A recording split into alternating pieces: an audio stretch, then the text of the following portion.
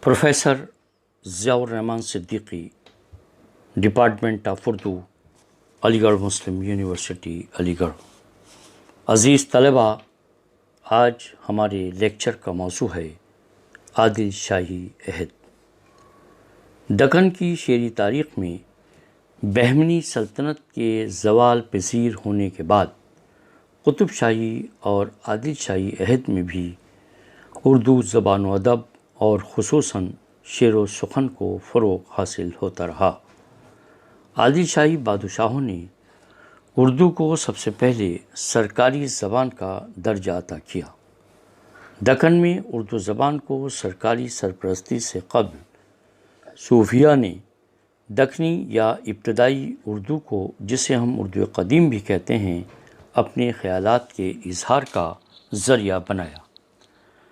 دکن میں بہمنی سلطنت کے طاقت و تاراج ہونے کے بعد کئی صوبے دار خود مختار ہو گئے۔ یوسف عادل شاہ نے عادل شاہی سلطنت قائم کر لی۔ بہمنی سلطنت کے عہد حکومت میں یوسف عادل شاہ بیجاپور کا صوبے دار تھا۔ عادل شاہی عہد 200 برس تک قائم رہا۔ اس عرصے میں 9 بادشاہوں نے حکومت کی۔ یوسف عادل شاہ سے لے کر سکندر عادل شاہ تک 29 شعراء نے اپنے تخلیقی فن پاروں کے ذریعے دکنی شعر و ادب کی آبیاری کی۔ سلاطین نے ان شعراء اور فنکاروں کی تعظیم کی، ان کی سرپرستی کی، انہیں اعزاز و اکرام سے سرفراز کیا اور اپنے شاہی درباروں میں جگہ دی۔ ان میں بیشتر سلاطین بھی تخلیق کار اور صاحب قلم تھے اور علم پروری اس عہد کا شیوا بھی رہا۔ عادل شاہی عہد کے شعراء نے اپنی تخلیقات میں صنف مثنوی اور دیگر اصناف کے ذریعے اس عہد کے سلاطین کی علمی خدمات، انتظام و انصرام، نظام سلطنت، عسکری کارنامے اور عدل و انصاف کو ہمیشہ کے لیے محفوظ کر دیا۔ یوسف عادل شاہ فارسی کا شاعر تھا۔ یوسف تخلص تھا، بچپن ایران میں گزرا، 25 برس حکومت کی، 1510 یعنی 57 سال کی عمر میں وفات پائی۔ اس کی غزلیں اور رباعیات کلام الملوک میں محفوظ ہیں۔ یوسف عادل شاہ کی وفات کے بعد اس کا فرزند اسماعیل عادل شاہ تخت نشین ہوا۔ وہ بھی فارسی کا شاعر تھا۔ اس کا کلام بھی کلام الملوک میں موجود ہے۔ بعد ازاں ابراہیم عادل شاہ کا عہد شروع ہوا۔ اس نے فارسی کے بجائے ہندوی کو دفتری یعنی سرکاری زبان قرار دیا۔ فن موسیقی اور شاعری کا شائق تھا۔ اس نے جگت گرو کے نام سے شہرت پائی۔ نغمہ نورس اس کی اہم تخلیق ہے۔ نغمہ نورس میں اس دور کی طرز معیشت، تہذیبی اور علمی ماحول، متصوفانہ روش کے ذکر کے ساتھ ہاتھی گھوڑوں، عورتوں اور ان کے زیورات، ان کی تعریف و توصیف مفصل طور پر بیان کی گئی ہے۔ 1558 میں اس نے وفات پائی۔ جگت گرو نے فارسی اور سنسکرت کے شعراء کی نہ صرف کفالت کی بلکہ باقاعدہ ان کی سرپرستی بھی کی۔ اس کے بعد علی عادل شاہ کا عہد شروع ہوتا ہے۔ علی عادل شاہ بھی خوش طبع شاعر تھا، لیکن اس کا عہد عادل شاہی سلطنت کے زوال کا دور ثابت ہوا۔ اورنگزیب عالمگیر نے عادل شاہی عہد میں بیجاپور پر حملہ کیا اور سب سے پہلے بیدر پر فتح حاصل کی۔ عادل شاہی عہد کے حکمرانوں نے دکنی زبان و ادب، موسیقی، شاعری، آرٹ، کلچر اور فن تعمیر میں گہری دلچسپی لی۔ اس طرح تہذیب و ثقافت اور زبان و ادب کو فروغ حاصل ہوا۔ اس دور کے شعراء کی بھی ایک طویل فہرست ہے۔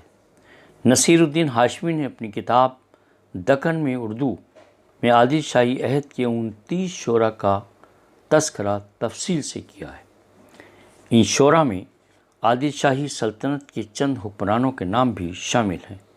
اس دور کے اہم شعراء میں صنعتی، رستمی، شوقی، مقیمی، نصرتی، قدرتی، ہاشمی، ظہوری، حسینی، برہان الدین جانم، ابراہیم عادل شاہ ثانی، علی عادل شاہ اور معظم کے نام شامل ہیں۔ برہان الدین جانم شمس العشاق کے بیٹے تھے۔ ان کی بیشتر تخلیقات دکنی زبان میں تصوف اور اخلاقیات کے موضوع پر ہیں، مثلاً سکھ سہیلا، منفعت الایمان اور وصیت الہادی کا ذکر ملتا ہے۔ ابراہیم عادل شاہ اس عہد کا چھٹا بادشاہ تھا۔ وہ دکنی شعر و سخن کا شائق اور خوش طبع شاعر تھا۔ ابراہیم تخلص کرتا تھا۔ اس نے مثنوی، غزل اور صنف قصیدہ میں طبع آزمائی کی۔ اس کی اہم تصنیف نورس دستیاب ہے۔ اس کتاب میں جو گیت شامل ہے وہ راگ اور گائکی کی طرز پر گائے جا سکتے ہیں۔ اس دور کا ایک اور اہم شاعر حسن شوقی تھا۔ شوقی تخلص اور حسن نام تھا۔ شوقی کو دکن کے 3 درباروں یعنی عادل شاہی، قطب شاہی اور نظام شاہی سے وابستگی کا شرف حاصل رہا، لیکن اس کا بیشتر وقت بیجاپور میں گزرا، اس لیے شوقی کا شمار بیجاپور کے شعراء میں کیا جاتا ہے۔ اس کی چند غزلیں اور 2 مثنویاں فتح نامہ نظام شاہ اور میزبانی نامہ دستیاب ہیں۔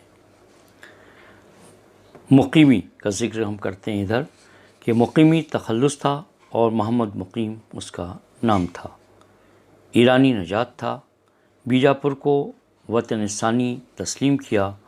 فارسی اور اردو دونوں زبانوں میں طبع آزمائی کی۔ مقیمی کی غزلیں اور قصائد تو نہیں ملتی، البتہ ایک مثنوی چندر بدن و مہار دستیاب ہے جو لائق اعتنا نہیں ہے۔ اس کی ایک مثنوی سومہار بھی موجود ہے۔ ایک شعر پڑھتا ہوں اس کا: خدا کوں سزاوار کبرو منی، خدا کوں سزاوار کبرو منی، وہ قادر ہے قدرت کا صاحب دھنی۔ صنعتی عادل شاہی عہد کے زوال پذیر دور کا شاعر تھا۔ ابراہیم خان نام اور صنعتی تخلص تھا۔ اس کی 2 مثنویاں قصہ بے نظیر اور دوسری گلدستہ موجود ہیں جو عشقیہ داستان پر قلم بند کی گئی ہیں۔ رستمی بھی عادل شاہی عہد کا ایک باکمال شاعر تھا۔ کئی پشتوں سے کمال خان رستمی عادل شاہی دربار سے وابستہ رہا اور دربار سے یہ وابستگی اس کے لیے فخر و انبساط کا باعث ثابت ہوئی۔ غزلیں اور قصائد کے علاوہ اس کی اہم مثنویاں بھی ہیں۔ دکنی کا پرگو اور قادر کلام اور کونا مشق شاعر تسلیم کیا جاتا ہے۔ اس کی مثنوی میں اشعار کی تعداد 20,000 بتائی جاتی ہے، جو 1.5 برس کی مشق سخن کا نتیجہ ہے۔ محمد نصرت بیجاپور کے عہد حکومت میں نصرتی کے نام سے مشہور ہوا۔ گلشن عشق اور علی نامہ نصرتی کی اہم مثنویاں ہیں۔ ایک شعر پڑھتا ہوں میں کہ فصاحت میں گر فارسی خوش کلام، فصاحت میں گر فارسی خوش کلام، دھرے فقر ہندی بچن پہ مدام۔ ایک اور نام ہے شاہ مبارک، دکنی کا مشہور شاعر تھا۔ اس کی مثنوی شریعت نامہ انڈیا آفس لائبریری لندن کے کتب خانے میں ایک مخطوطے کی شکل میں دستیاب ہے۔ آئیے اسی سلسلے کا ایک اور اہم نام ہاشمی ہے۔ ہاشمی کا پورا نام سید مینان اور ہاشمی تخلص تھا۔ اسے ریختہ کا موجد تسلیم کیا جاتا ہے۔ ہاشمی کی تصانیف سے اس کی مثنویاں اور دیوان بھی دستیاب ہوا ہے۔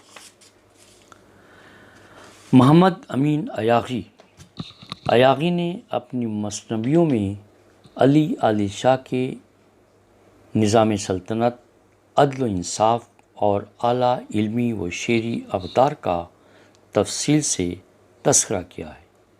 نجات نامہ محمد امین ایاغی کی مشہور مثنوی ہے، جسے دکنی شعر و ادب میں ایک اہم مقام حاصل ہے۔ عادل شاہی دور کا آخری حکمراں سکندر عادل شاہ کے عہد کا ایک شاعر معظم کا ذکر بھی ملتا ہے۔ معظم کی 3 مثنویاں قابل ذکر ہیں۔ ان میں شجرۃ الاتقیاء، گنج مخفی اور گلزار جنت کا ذکر خاص طور پر ملتا ہے۔ گلزار جنت اس کی آخری مثنوی ہے۔ الہی، چند اشعار میں پڑھتا ہوں۔ الہی تو قادر ہے صاحب غنی، تو رازق مطلق ہے سمرد دھنی، تیرا نام قادر سزاوار ہے، تیرے نام کا سب کو دھار ہے۔ غزل کا یہ شعر اس دور کی اس طرح نمائندگی کرتا ہے کہ قادر کی بات سن کر کہتا ہے کیوں معظم، قادر کی بات سن کر کہتا ہے کیوں معظم، یا شہد یا شکر جوں، یا قند یا نبات۔ دکن کے شعراء کے یہاں دیگر اصناف کے علاوہ بیشتر مثنویاں ملتی ہیں جو اخلاقی، مذہبی اور متصوفانہ موضوعات پر لکھی گئی ہیں۔ یہ تخلیقی فن پارے دکنی شعر و ادب کا بہترین سرمایہ تصور کیے جاتے ہیں۔